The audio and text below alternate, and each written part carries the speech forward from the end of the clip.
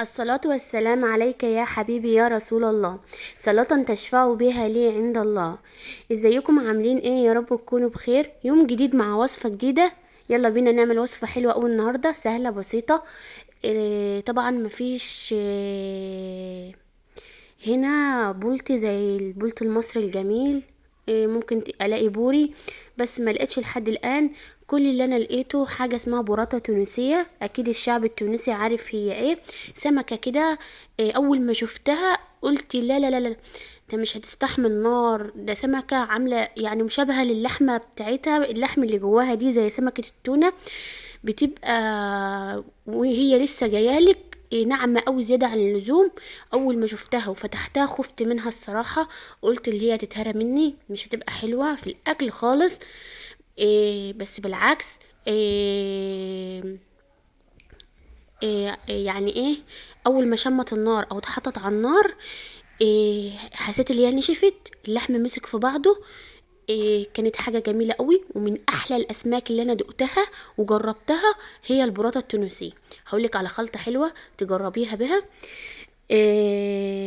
وصفة جميلة، هنعمل رز صيادية مع بعض. هنعملها على الفحم.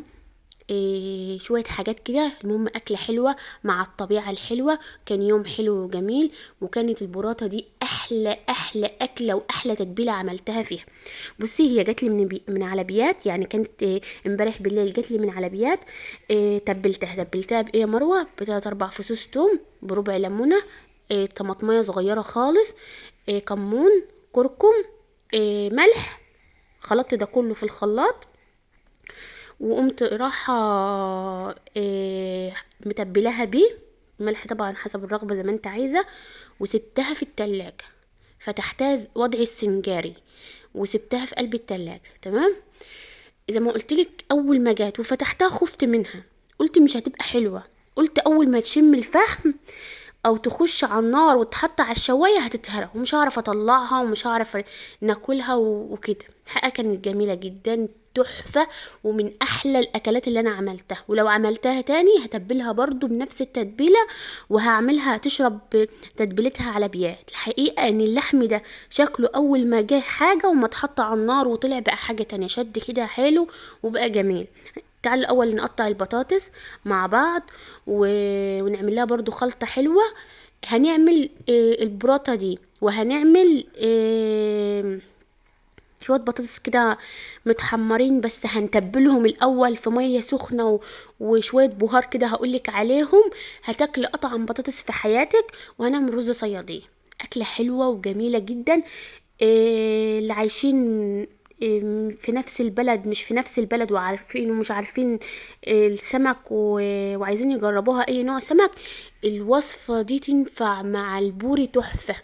سمكة البوري ما تفتحها سنجاري وتعمليها الخلطة دي، 3 4 فصوص توم، وشوية ملح وكمون وربع ليمونة، و لا اله الا الله محمد رسول الله، وطماطمايه و... وكمون بقى وكركم، وتظبطي حالك كده وتخلطي ده كله في الكبه ناعم، وتتبليها هتاكلي اطعم سمك، مفيش بقى وهم، تحفه. تمام. قطعنا قطعنا البطاطس. كان كريم بيكلمني، ورضينا واقفه جنبي تكلمني، وانا مانيش عارفه اعمل ايه. المهم، لا اله الا الله محمد رسول الله. هنقطع البطاطس وهنعملها زي ما قلت لك الخلطه. وخلاص اصلا اوريدي السمك متبل، فما فيش اي حاجه تتعمل على الرز. والبطاطس هنحمرها مع السمك بره واحنا بنشويه. يوم جميل جدا، من احلى الايام واحلى الاكلات اللي انا آه، جربتها الحقيقة. ما جربتش اصلا انا من يوم ما اتجوزت او من يوم ما اتولدت يوم زي ده. طبعا هنا حلوة جدا، القعدة هنا حلوة، هدوء اعصاب. اصلا اعصاب الحمد لله الحمد لله هدت كده وحاسه ان انا رجعت لنفسي من يوم ما جيت هنا. ربنا يديمها عليا نعمه يا رب، ويبعد عننا اولاد الحرام. فالحمد لله. انا بوريكي سمك البطاطس بقى عامل ازاي، كميه بطاطس محترمه. طبعا ما كانش في وقت عندي، وعايزه اطلع اولع الفحم، فشغلت ميه سخنه من السخانه على طول. فما سخنتش ميه. البطاطس عشان تشرب تتبيلتها وتبقى مقرمشه معاكي، حتى لو هي بطاطس جديده لازم سخني لها ميه. تمام. بعد ما سخن لها ميه احط لها ايه يا مروه؟ احط لها شويه كركم. كتري كده الكركم عشان يدي لون. على فكره يا بنات، الكركم مش وحش. الكركم مش غلط على الصحة، من أحلى الحاجات اللي بتفيد صحتك وبتفيد جسمك هو الكركم والكاري. فلو دخلتهم جوه أكلك انت بتضمني لولادك صحة كويسة في عظمهم بالذات. تمام. بيبعد عنهم اقولك ايه امراض لا تعد ولا تحصى في العظم بالذات.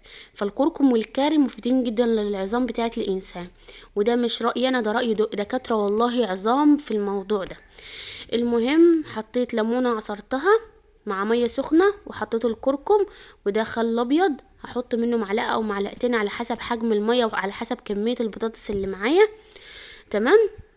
وطبعا هحط الملح ابقى مملحاها قبلها. وهحط لا اله الا الله معلقه بابريكا. البابريكا ده اختياري، مفيش عندك مفيش مشكله عادي، بس هي بتدي نكهه برضو كده وحراره حلوه.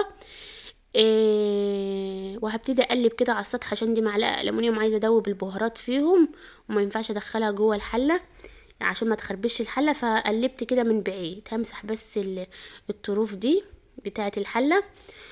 لا اله الا الله محمد رسول الله. بس كده، مفيش حاجة اكتر من كده احطها. هبتدي بقى اسقط البطاطس فيها شوية بشوية وهسيبها. تسيبها يا ايه يا مروة؟ ساعة ساعتين اما المية تبرد، مفيش اي مشاكل. تمام. دي كانت اول حاجة تعتبر اللي انا عملتها عشان تاخد وقتها. شوية بطاطس بعد ما اتحمروا كانوا خرافة.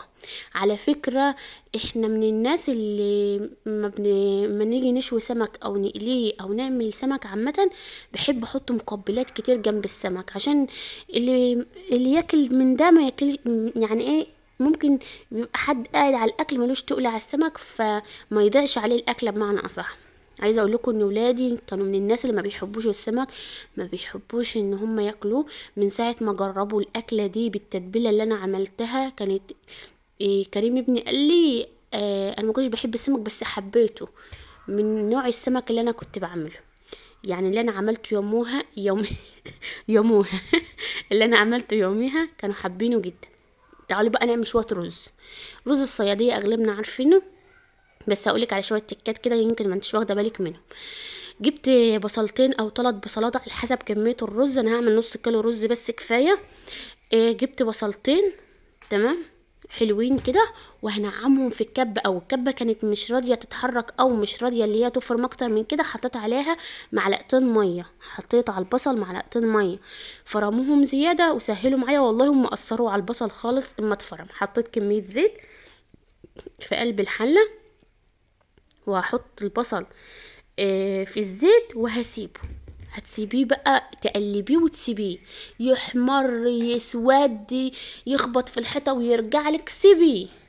ماهوش غلط. الرز الصياديه ما بيتعملش الا كده. ما انتش حابه الرز يبقى غامق قوي، حمري بقى بالنوع اللي انت عايزاه. يعني عايزاه وردي، عايزاه غامق شويه، عايزاه غامق قوي، انت وراحتك. تمام. بس كان طعم كده، يعني كان ريحه وطعم حلوين قوي كده. تمام. الناس اللي ما بتحبش رز الصياديه اعملوا رز بشعريه، اعملوا رز حبايه وحبايه مش هتفرق. المهم انا عملت جنب الرز بصياديه كان تحفه وكان مناسب قوي للاكله اللي انا عملتها. يعتبر ما كانش فيه دهون اصلا الا البطاطس ورز بشعريه دي. السمك كان التتبيله اتعملت من غير دهون واتحط على الفحم من غير دهون، فما فيش دهون فيه. على فكره السمك ما اصلا ما بيبقاش فيه دهون فيه، من احلى الاكلات الصحيه اللي انتم ممكن تاكلها وتاكلها لعيالك. يا ريت يا ريت تعودوا ولادكم عليه. انا دي كانت غلطه حياتي. في ناس والله العظيم نصحى، في ناس ولادها بيبقوا لسه متعلمين ان هم يقعدوا كده ويشوا لهم سمك ويحطوا لهم. انا كنت يعني يلا الحمد لله. المهم ابتديت ان انا احمر البصل لما اتكرمل خالص. شوفوا شكله بقى عامل ازاي.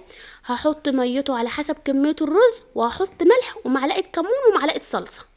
ملح ومعلقه كمون ومعلقه صلصه بس. خليها ربع معلقه كمون او نص معلقه كمون عشان ما يبقاش تقيل قوي. وما يتشرب هبتدي اقلبه في بعضه، وهبتدي اللي انا اوطي عليه واسيبه. ساعة ما يتلدن والحباية تطرى كده يبقى كده الرز جميل جدا، ويبقى كده خلصنا من الرز. مفيش اسهل من كده ولا اطعم من كده. الريحة يا ريت كنتوا تشموا الريحة وتاكلوا الطعم اللي احنا اكلناه يوميها. خدت بقى اللي هو الشعلة بتاعتي، او مش عارفه هو بيقولوا عليها ايه هنا، وطلعت على الترابيزه اللي في الجنينه بره. تمام. الرماد بتاع الفحم كان واقع على الترابيزه وكان مهبب الدنيا. المهم خدت الشعلة وابتديت اللي انا احمر. شايفين شويه النعناع اللي انا زرعاهم؟ انا اللي زرعاهم والله، شويه نعناع زي السكر. المهم ابتديت اللي انا احمر البطاطس، وحطيت خشب مع الفحم عشان يبقى سريع الاشتعال كده، اللي هو فروع الشجر دي. وابتديت اللي انا احط بس السمكة مفتوحة على الشواية، تاخد من الجهادي، مخدتش معايا 5 دقايق على بعض، خدت من الجهادي 5 دقايق ومن الجهادي دقيقتين لظهرها وخلاص على كده. وابتديت اللي انا كان في عيش في الفريزر اطلعه واشممه بس النار كده والدخان، وارصه وهرص عليه السمك. سلام عليكم.